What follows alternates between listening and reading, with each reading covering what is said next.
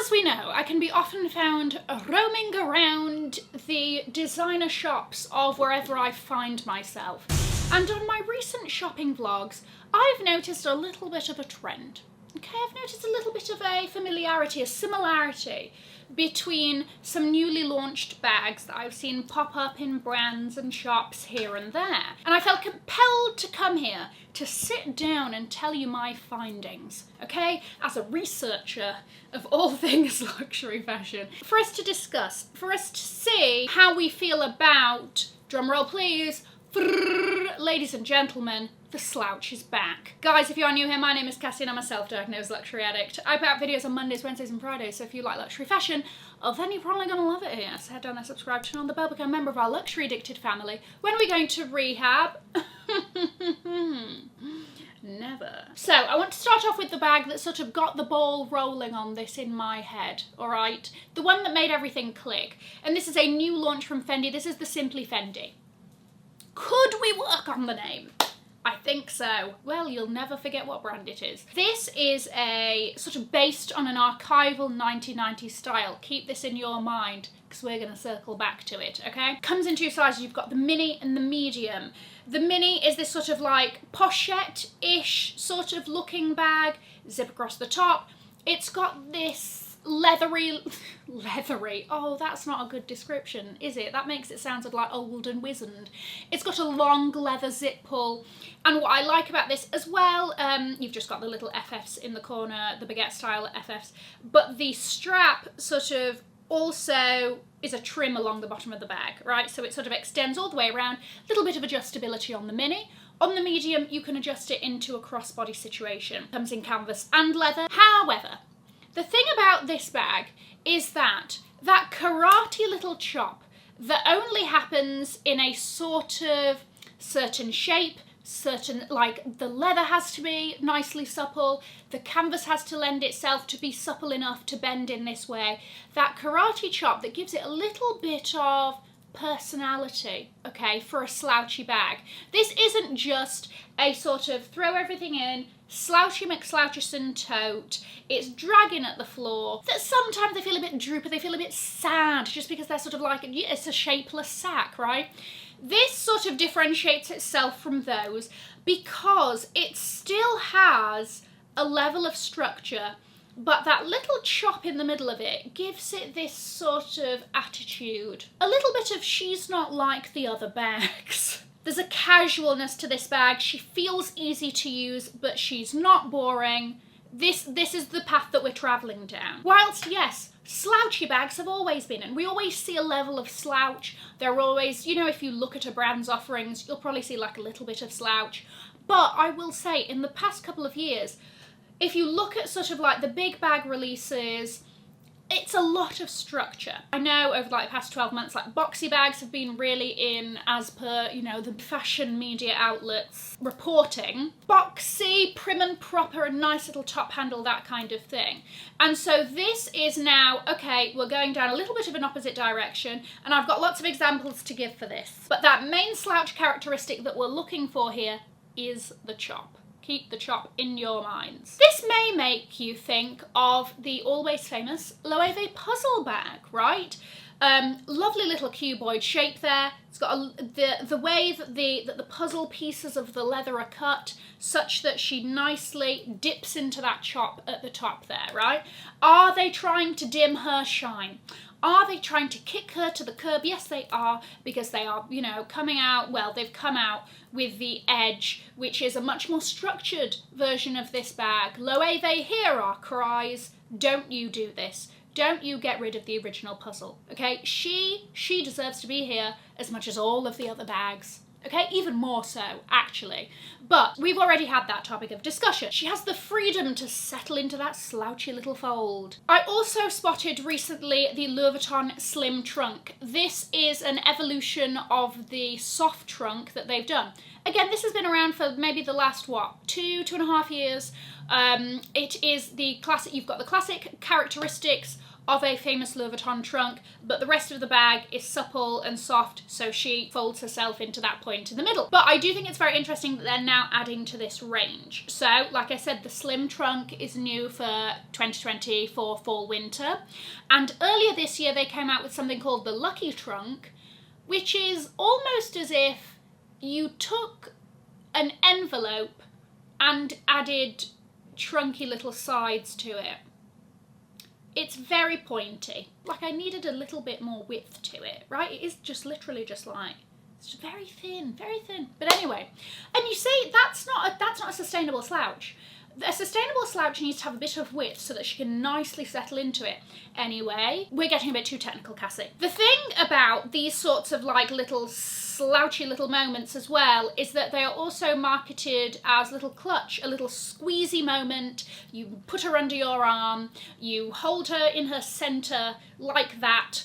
That's also how the Simply Fendi is being marketed, as sort of a scrunchy. I don't know if anybody's actually going to hold it like that, but it's nice to have options, I suppose. The other interesting thing is that Louis Vuitton men's, actually, is this spring summer? I think it might be spring summer. They're doing something called, I think it's called the squeezy trunk, accordion-like. Certain aspects of it are trunky, and then the rest of its body is really sort of soft and malleable, such that you can just scrunch to hold. That seems like some sort of like nice, silly putty, fidget toy, sort of slime something or other. Imagine being on an infuriating work call, okay? Camera off, and the person's talking and you're like, this is just, what an annoying human being, right? And you're just there squeezing your lovely Louis Vuitton squeezy little trunk. That's the bougiest of office stress balls. Anyway, one can dream. Another bag that definitely falls into this category that has been around since autumn of 2021 is the Celine Romy bag. Triangular profile, okay? As soon as she hits a flat surface, she's sinking down into a nice little slouchy puddle. And I've seen this bag a few times. Now imagine my surprise when I saw something very similar, when I saw the Amy or the Aimee bag from Prada sitting on their glass little shelves. I thought, oh, that looks quite familiar to me. But again, very sort of similar thing. Triangular profile, sags nicely in the middle. Now, if you look at the sort of product description of this bag, it does say inspired by the minimalism of the 90s. And ring-a-ding-ding, there we've got that era referenced once again. This is definitely where this influence is coming from. Now, we've been on this journey for the last, gosh, is it not almost 2 years, of the resurrection of Y2K, the 90s, Carolyn Bessette Kennedy, a minimalist 90s LBD, a minimal little strappy heel. You know, it's that ode to yesteryear and the nostalgia and all of this business, right? They're dipping into the archives, obviously, as we've seen them do time and time again, and they're pulling out these bags. So, is it just that time in the trend cycle for these sorts of bags to come back? Maybe. As we know, fashion is cyclical. As soon as you're over it, it's back. Okay? Or it's being reinterpreted in a new way. I also find it very interesting that Prada have called this bag out on the website. I've got a weird theory about designers and the bags that they call out on the website, because those ones that they're highlighting that they're really pushing, and the Amy is there. And you know, I think they've got some more interesting bags than that one, but you know, I'm not on the team. While we're on this topic, they also have a different slouch-pretation. I tried to merge the words slouch and interpretation together and I failed miserably. They've got this little, what are they calling it? The Darling, okay? Again, sort of cuboidy little bag. It's got two sort of distanced handles that when you hold them together, it creates that fold. The signature slouchy chop. Now, you might look at this and go, hold on a second. That reminds me of the Bottega Loop small crossbody bag, or even more, of the Hermes Lindy.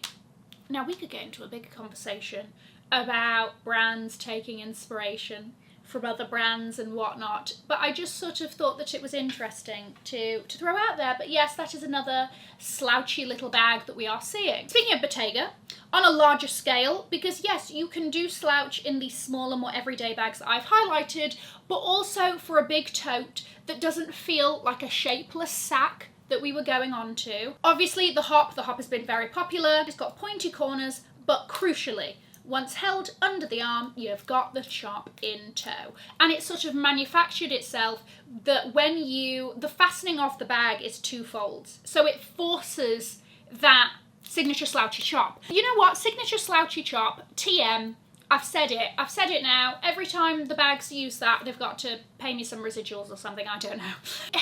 There just seems to be too many of these things. I'm just seeing the slouchy chop everywhere, okay? And I came on here to tell you, all right? Because nobody in my real life is going to allow me to talk to them about a slouchy chop for sodding 10-15 minutes, all right? So this is why I've got this channel. You know, and the Bottega hop, this is a ludicrously capacious bag with enough room for activities in there, right? I mean, good luck to you trying to find anything. You're gonna have to have a sodding interior light on there to be able to find your keys, or God forbid, your small card holder. But it's a great bag and all of that business. I do also think, is this possibly timed well with the boho renaissance? Chloe as a brand sort of fell off for a bit. She's back on the rise. But new creative director Chimena Kamali has come out with a new collection. It's very boho, it's very fabulous if you are into boho. And along with it has come the bags and everything, but I wonder if, like, the boho vibe is a slouchy vibe. Has that brought with it a little bit of influence? Unclear, I don't know. I'm just throwing things out there and let's see what sticks. I also went snooping around a brand that really only does structured bags. That's a broad statement there.